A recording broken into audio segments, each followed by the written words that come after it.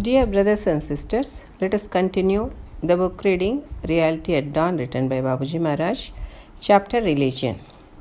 To my view, those who stick to this sort of worship throughout their life are wading deep through the mire of ungodliness. It's extremely difficult to extricate them out of it. In course of time, after constant practice, they become so firmly rooted to it that they cannot even think of getting away from it at any stage. They remain at a standstill. They do not want to get rid of the ideas they have already imbibed. Further, they apply their power or thought and make them stronger and more solid. Everything casts a reflection in a form similar to its own. If the thing is subtle, its reflection will also be subtle in character, and if it is gross, the reflection will likewise be gross. If we concentrate on a solid thing, we are sure to become ourselves inwardly solid. Great havoc has been wrought by teachers who have presented to the ignorant masses everything they had learnt from the holy books in hard and solid form. It destroys and reflexive power of mind. If one develops such a horrible state, he is gone forever.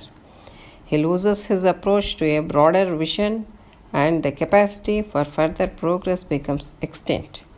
Such person may be compared to frogs in the well, with a little field of activity which they consider all and enough.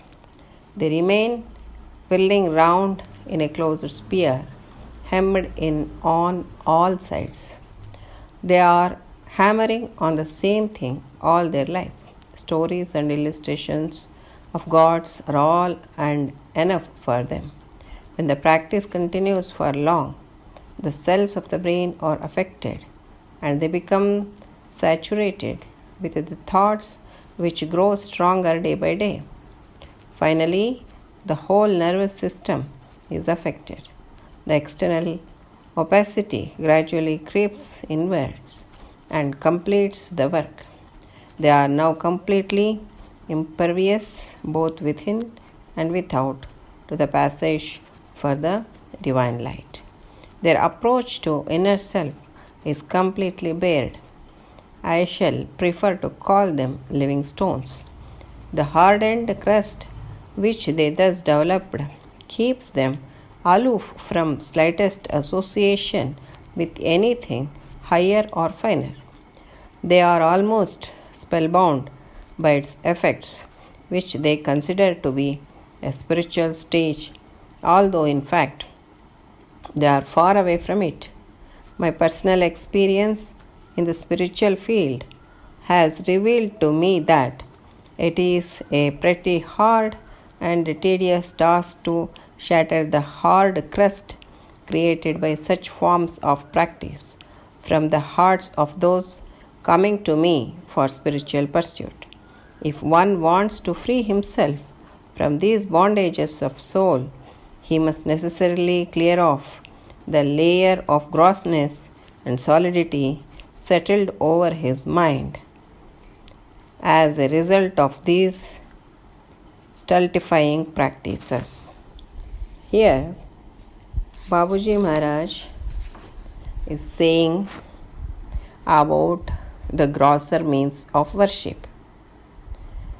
See, according to his view, the people who stick to this sort of worship throughout their life are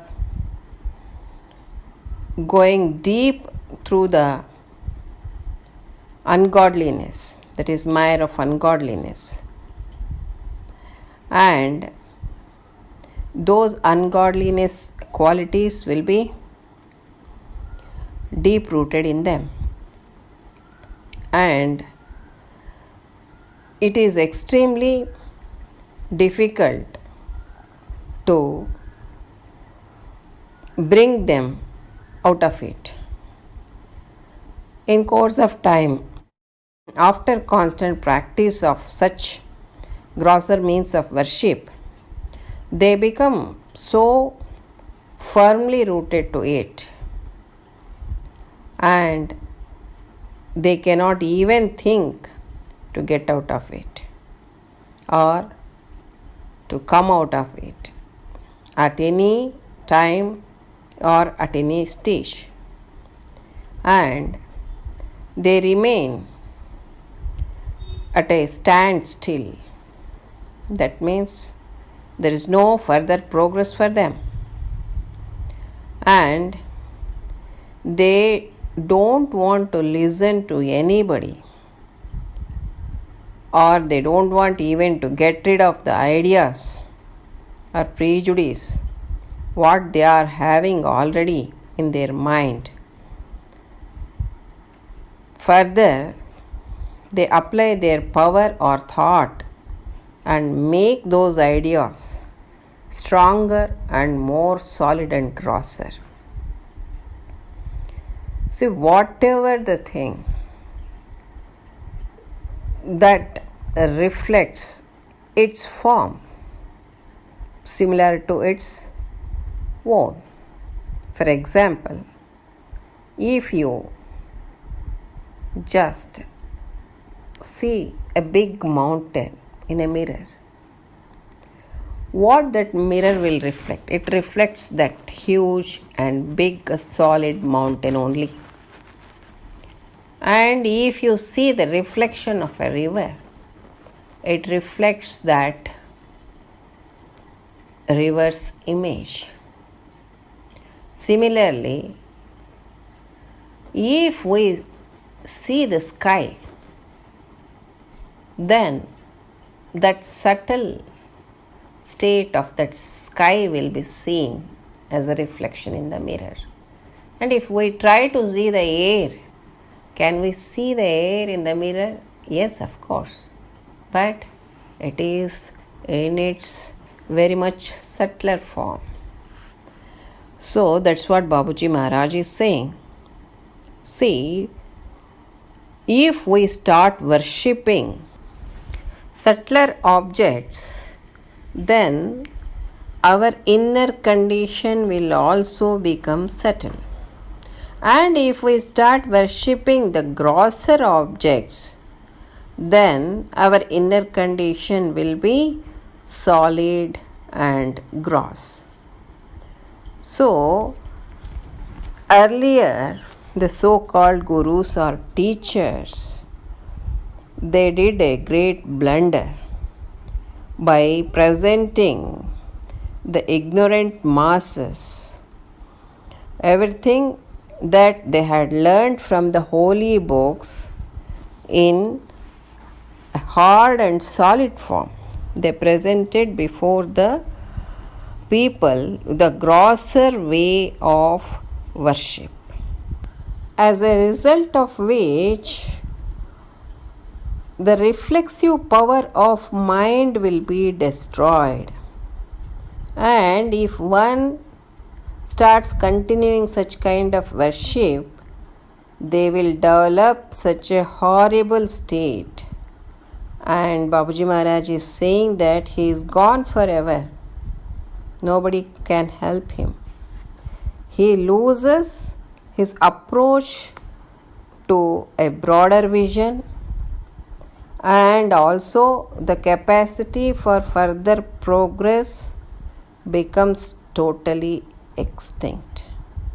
So for him, he will lose his broader perspective and vision as well as his progress.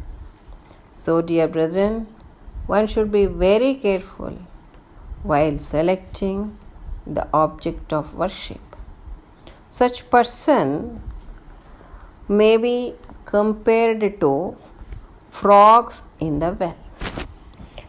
What usually frogs think about them is they are swimming in the infinite ocean, being in a small well.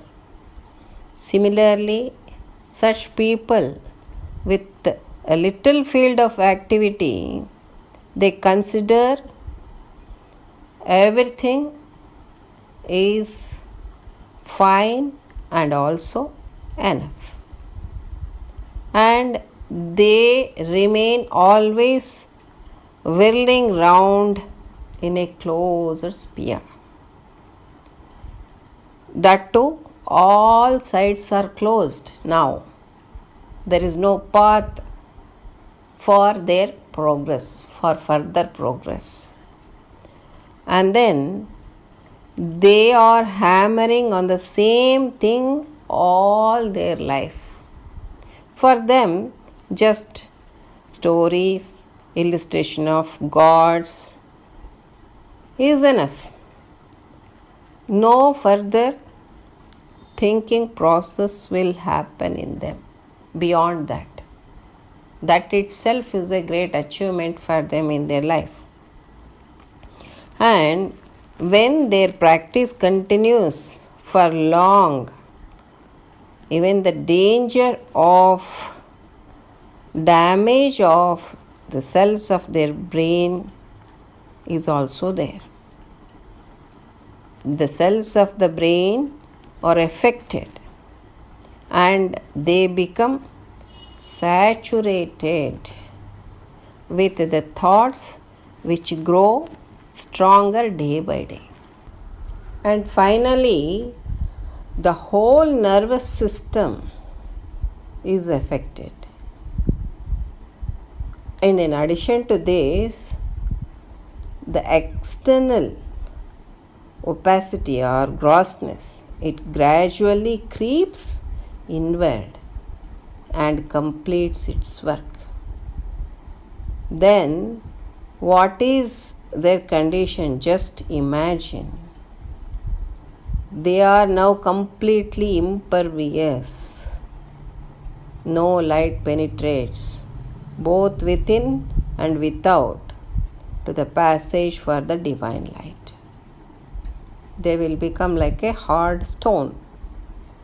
So, no divine light will be passing through them. And their approach to the inner self is completely barred.